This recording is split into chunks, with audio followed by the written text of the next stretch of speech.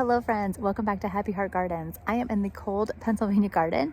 It is mid-November and I just want to talk winter sowing really quick. So winter sowing to me kind of means three different things, or three different ways I should say of doing it.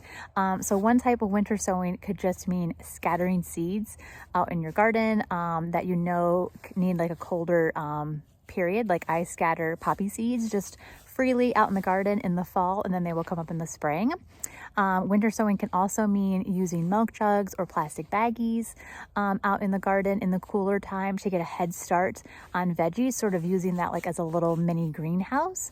And then finally, winter sowing to me means using that cold winter period to stratify seeds that need cold stratification.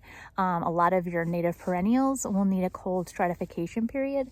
So that just means that they need a period of temps below freezing along with being wet in order to break through that hard seed coat and to cause germination. So I pretty much just do two kinds of winter sowing. The first kind where I just scatter seeds, things like poppies, freely in the garden and then just let them come up in the spring.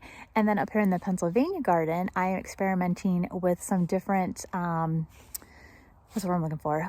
Applications, I guess, of winter sowing or different styles to try and get some native perennials started. So let me go ahead and show you what I got going on. Last year, we had tried the milk jugs to start a bunch of native perennials that needed that cold stratification period and just did not have a great success. I think I did it too late. I did them in like January and I don't think maybe they had enough time or just wasn't a good setup. But this year I said, you know what, let's just try like a tote, and I've sort of crossed it off into 4 sections, so I have 4 different kinds of seeds in here. And I've gone ahead and made drainage holes in the bottom along with drainage holes in the top because you want it to be able to get water through, so that way it's sort of creating this mini greenhouse effect.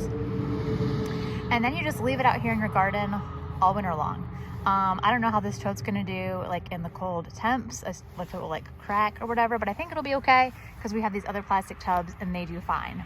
So yeah, you just are creating a little, you're adding some soil, you're planting your seeds, and then you're just sort of, putting it out in the garden and letting it go. So all winter long, it's gonna maintain sort of a moist environment, but also getting that cold, freezing temperatures that it needs. So I am definitely not an expert at all when it comes to winter sowing, but I do love a fun garden experiment, a new garden challenge, and I'm a big believer in just trying things and seeing what works and seeing what happens. You never know, you might be surprised. So I'm a little worried that I've started these a little too soon. I did these in October because that's when I was here. I did not plan on coming back right now. This would probably be the more ideal time to do it, but such is life. So we're just gonna let this guy go until spring and see what happens. So be sure to follow along and check back in and see if I get any flowers or if I've just wasted a whole tote that I now have holes in. But as always, happy growing friends, and we'll talk soon.